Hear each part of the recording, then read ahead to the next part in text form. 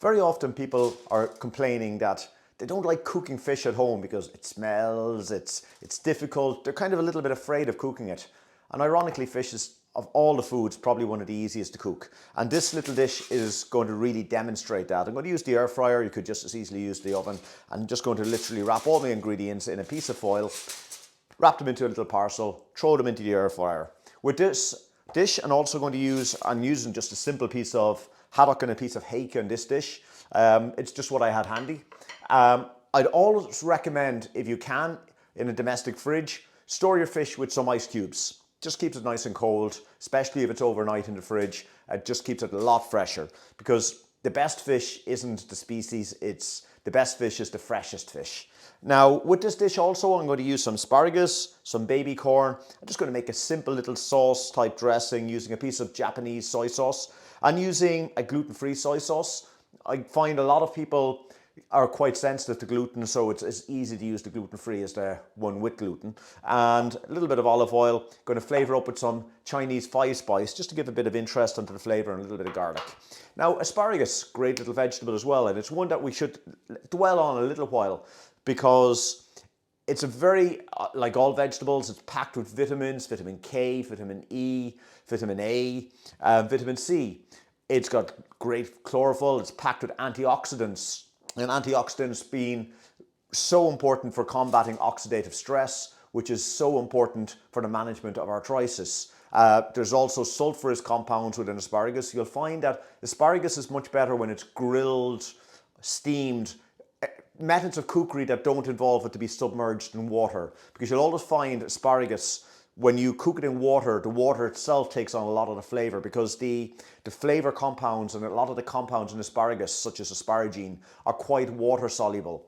And so the flavours and all of those nutrients can leach into the water very quickly. But a dish such as cooking in the foil parcel is going to preserve those nutrients and steam them and keep the real impact of that vegetable in the dish. So you're going to have a dish that's packed with omega-3s, you're going to have your asparagus packed with antioxidants, your corn, then your olive oil, your oleic acid in there. And I'm going to use and also I'm just going to use a little bit of dillisk, dry dillisk. It's an optional one. It's full of nutrients such as iodine, antioxidants. It's one of the most nutrient dense plants. And of all the plants, interestingly, it's DHA, the omega-3 fatty acid that you'll find in dillisk, is the one that your body craves the most. It's one of the highest value ones, as opposed to, say, the alpha-linolic acid, which is then converted by your body into that omega-3 fatty acid. So anyhow, I'm just going to very quickly, I just prepared this now actually.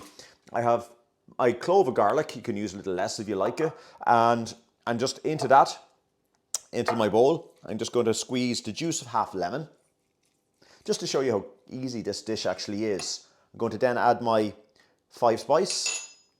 I'm going to add about 3 tablespoons of olive oil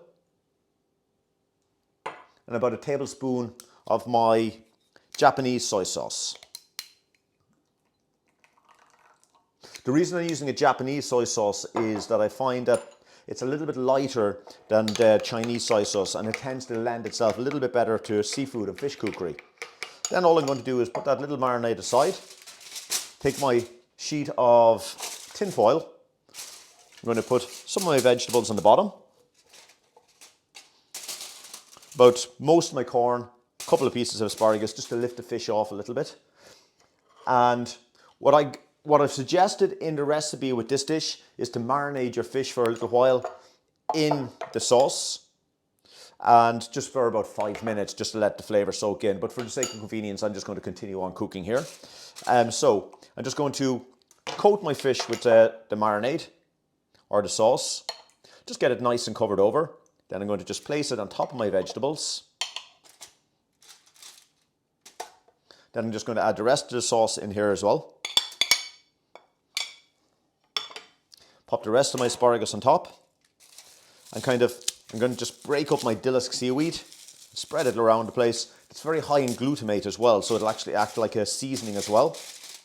And then the remainder of my sauce, I'm just going to pour liberally over the whole dish. And then it's only a case of just sealing it up any old way. Get it nice and airtight if you can. Seal it as well as you can. Now you have your little foil package.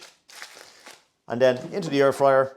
And I would guess around 20 minutes just to cook it through. Very, very simple. And that's pretty much it. That's how easy it is to cook fish. And after 20 minutes in the air fryer, there's my fish in its little parcel. I'm just going to open it right up. My dillisk and vegetables, pretty much everything I need for a whole meal. And as you can see, my fish is just simply flaking apart there. It's moist, it's easily, nicely cooked. And there's really nothing to doing fish here. And it just shows you how easy it is to cook fish. There's not even a frying pan. I'm going to just finish with a tiny little drizzle of olive oil. And that's all you need, ready to go.